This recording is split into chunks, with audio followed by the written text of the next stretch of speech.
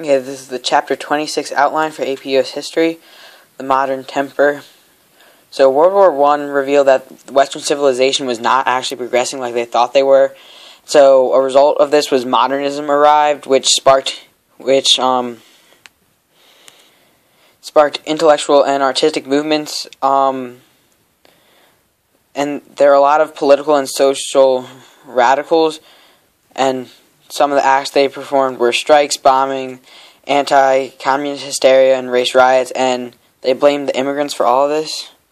So reaction in the 1920s, nativism, political radicals had a lot of foreign ties, and the immigrants at this point were mainly from Central or Eastern Europe. They made up the majority of the working class, and so since there was socialism and anarchism in Central and Eastern Europe, and these ideas were coming in America, that meant that they had to blame the immigrants. And so one of the big thing where America was like, yes, blame the immigrants, was the Sacco and Vanzetti case. And this justified the immigrant suspicion. These were two Italian immigrants. They were anarchists, and they stole $16,000 and killed a paymaster and his guard. They were armed. They lied to the police, and so they were arrested. And when they were on trial, the judge said that they were anarchist bastards, and so everyone thought that they were just being imprisoned for their beliefs, not their crimes. But they were executed, and the book kind of mentions that they were kind of like martyrs, but at the same time they weren't.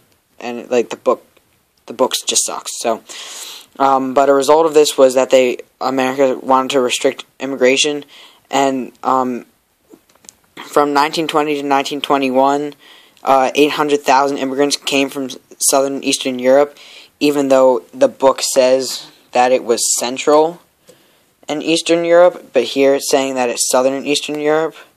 So I hope there's not a quiz question on that, because it could be either one. Anyway, so they passed the Emergency Immigration Act of 1921, which restricted immigration so that only 3% of the amount of immigrants in America could enter. And then the Immigration Act of 1924 restricted immigration again. So what they did was they took the whole amount of immigrants, they took 2% of that, and that's how many immigrants were allowed to enter next year. So only 150,000 new arrivals a year now. And these laws didn't apply to the Japanese, though, because Theodore Roosevelt had made a gentleman's agreement with the Japanese, saying that the Japanese were going to stop immigrants and reduce the flow of Japanese to America. The immigration laws favor Northern and Western European immigrants as opposed to the Southern and Eastern, like I just talked about. There was no restriction on South American and Mexican immigration, though, and so a lot of Mexicans were going to America, and so Mexico started to restrict immigration. Okay, the Klan. So this view that immigrants are bad started the Ku Klux Klan revival, and they said that they were 100% Americanism, and they only accepted native-born white Protestants, and they thought that was like the perfect race.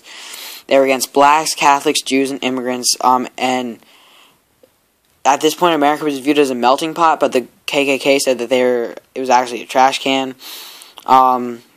And the KKK was no longer just in the South. There were some members in the North now, but the Midwest was really big with the KKK. That's why it's capitalized. The KKK got members elected to Congress, but they didn't actually get their goals, which was to get rid of blacks and immigrants and to make them move out. In the 1920s, the KKK had 4 billion members, which is a lot. Okay, fundamentalism.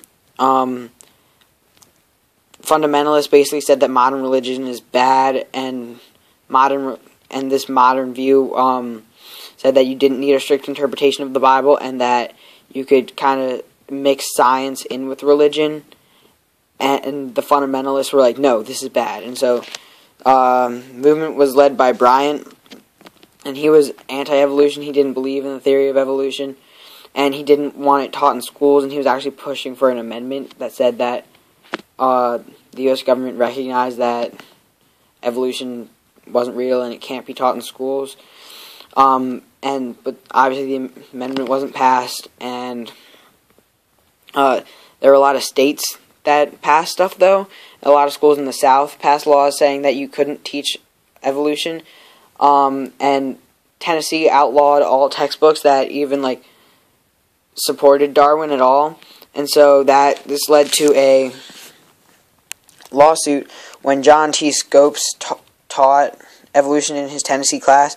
So it went to a court case, and William Jennings Bryan was the prosecutor, and this guy named Darrow was the defendant for Scopes.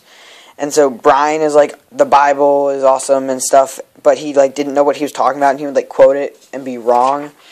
And so in the end, there was a $100 fine to the guy who taught evolution when it was illegal, but it was eventually overruled, and then the case was just dropped, and then Bryan dies, so he was around for a long time, so don't have to hear about him again. Okay, Prohibition. The two major organizations were the Women's Christian Temperance Union and the Anti-Saloon League. The Anti-Saloon League hates Germans because they were viewed as drunk and because they like to drink beer.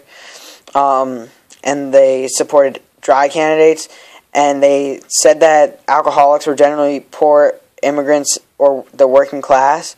So basically the Prohibition movement was just a movement to regulate the poor, the immigrants, and the working class. In the Jubilee Convention in 1913, that's when the League decided that they wanted to endorse a Prohibition Amendment. Sorry for these awkward bullet points, because these bullet points shouldn't be under the Jubilee Convention, because this was different. But the Prohibition Amendment was passed in 1916. The slogan was grain for food, not booze, because in war times they needed grain for food, not booze. America is now anti-German because of the war, so therefore they're anti-alcohol. It's the 18th Amendment passed in 1916, but there was no enforcement for it, and so it kind of increased crime, but by crime it was just like bootlegging operations and like gangs and gangsters and stuff like that. The most famous one is Al Capone.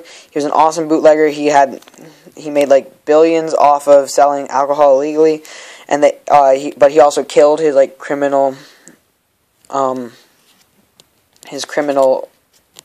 competition, and they tried to arrest him for that, but he was eventually arrested for tax evasion, and that's the only thing they could pin on him. The Roaring Twenties, so basically what happened was rural life starts to meet urban life, which causes tension, and so the urbans are saying that the rurals are boring machines, and it kind of like talks about some quotes from newspapers, but it's really not that important. Okay, the Jazz Age. The term is coined by F. Scott Fitzgerald, who we learned about in English class, and he said that it's called the Jazz Age because young people are now daring to experiment with new recreation and sexual activities, and European and African music was now combined to jazz music, because that's the whole like rural and urban thing coming together, and just like the clash of cultures. It was popular among rebellious young children, and the dances to the jazz music was very like controversial. It had a lot of like hip movement and gyrations, which the adults thought were too sexual. But they don't see what people do now at like homecoming and stuff. Anyway, the new morality. So this was a revolution in manners and morals which shocked the old timers. Quote from the book. F. Scott Fitzgerald wrote a book called The Side of Paradise, and this was basically the younger generation was revealing to the older generation what they've been doing. They've been throwing wild parties. The females have been promiscuous. They haven't been living up to Victorian standards. They've been using cars for sex instead of driving. They've had sex in the cars instead of driving. And women were new, and they didn't follow Victorian standards because they didn't have corsets. They wore bobbed hair. They had makeup. Their skirts were above their ankles. They smoked cigarettes and beer. They drove cars. In this generation, sex is more open. Talking about it is more open. Doing it is more open, and stuff like that. This also was a fashion movement. Skirts went up to the knees instead of the ankles, and they had flappers. Margaret Sanger and birth control, led by Margaret Sanger.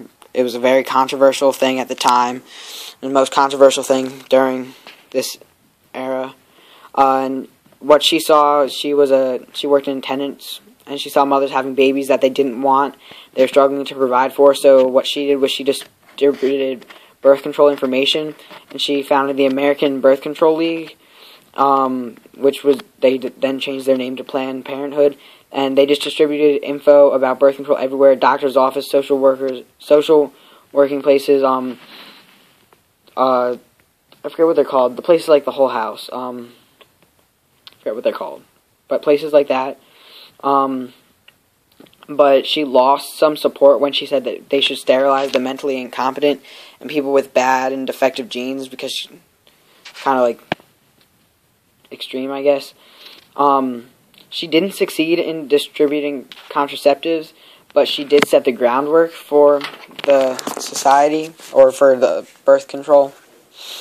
The women's movement, it's led by the National American Women's Suffrage Association, which is led by Alice Paul, and she had an apprenticeship in England for, I have the National England Women's Suffrage Association. That's not actually what it's called, but the book doesn't really say, and it like went on this long speech about how she went to England, but I said it was the equivalent. So she basically fought for women's suffrage in England. Now she's in America, and what she did was she organized pickets at state legislators.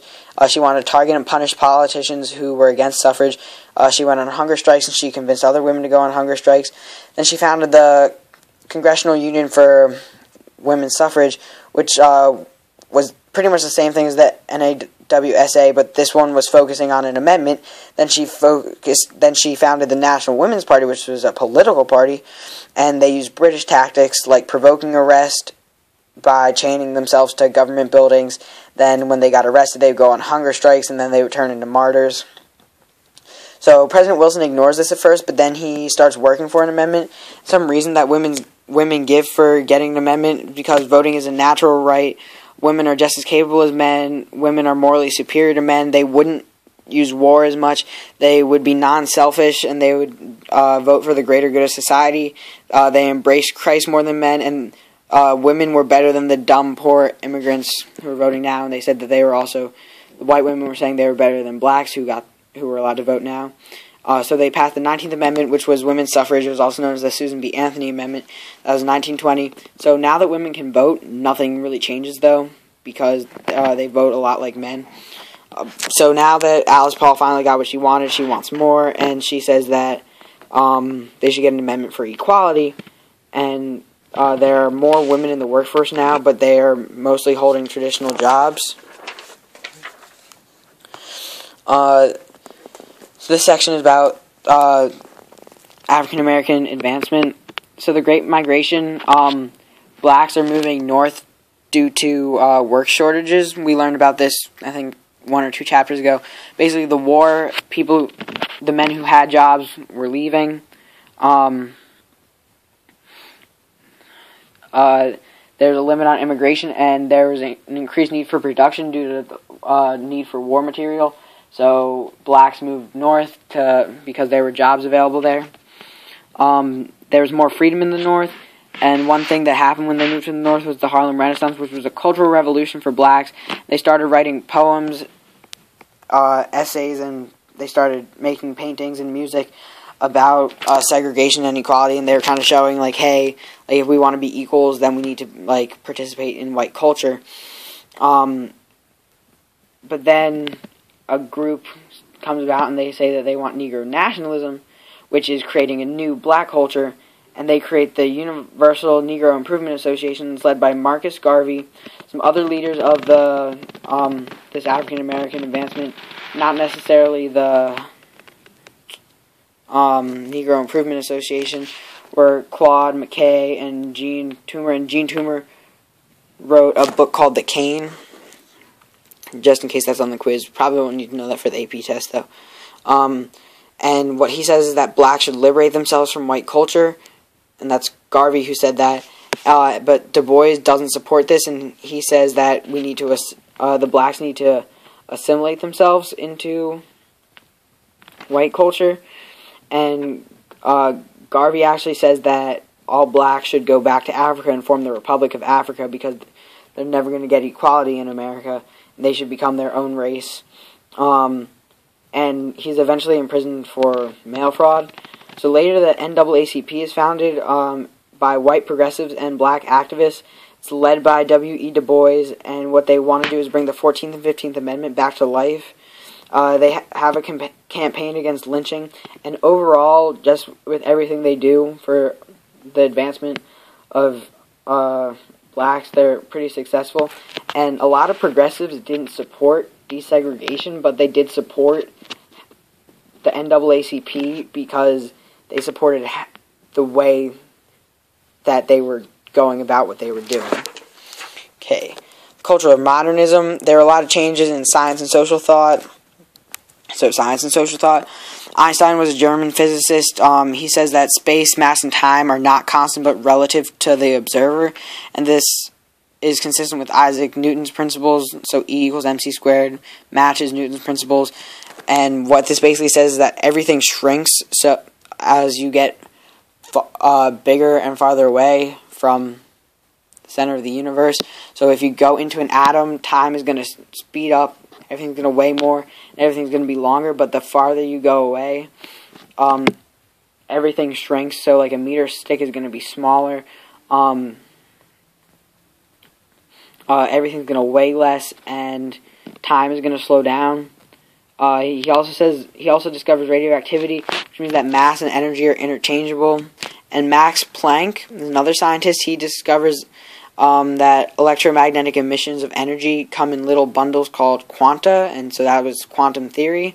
And so all these like scientific theories were a bit anti-God, and basically they said Einstein and Max Planck said that the world is too complex for humans, and so society went and translated that into meaning that they didn't have any personal responsibilities or absolute standards.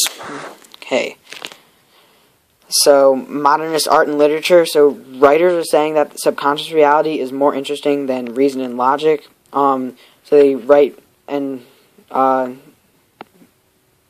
paint in more abstract and non-literal art and writings. Like, the big event that, like, really, like, said that this was happening, like, modernism and modern art, was the Armory Show, and that toured around America.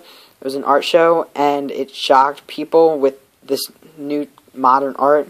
One of the leaders of this modern art movement was Picasso, but the modern art movement in America was mostly influenced from Europe. Gertrude Stein influenced a lot of other people like T.S. Eliot, F. Scott Fitzgerald, and Ernest Hemingway.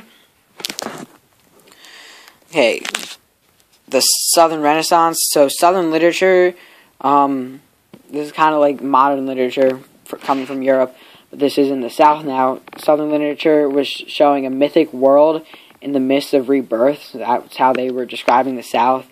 The writing in the South focused on dying tradition versus the modern commercial post-World War I world. The KKK and fundamentalists don't like this because this is practically saying that the South is becoming more modern and non-traditional, and these are two traditional groups. The big two writers at this time were Woolf and William Faulkner. So Woolf wrote Look Homeward, Angel, and it was about a scandalized community which was against traditional morals, and like everything got along fine. So it's saying like this new like social standard can work. And William Faulkner wrote Sartoris and the Sound and the Fury, which was about a modern southern town, once again, against these two traditional groups. And the Great Depression means that there's an interest in art.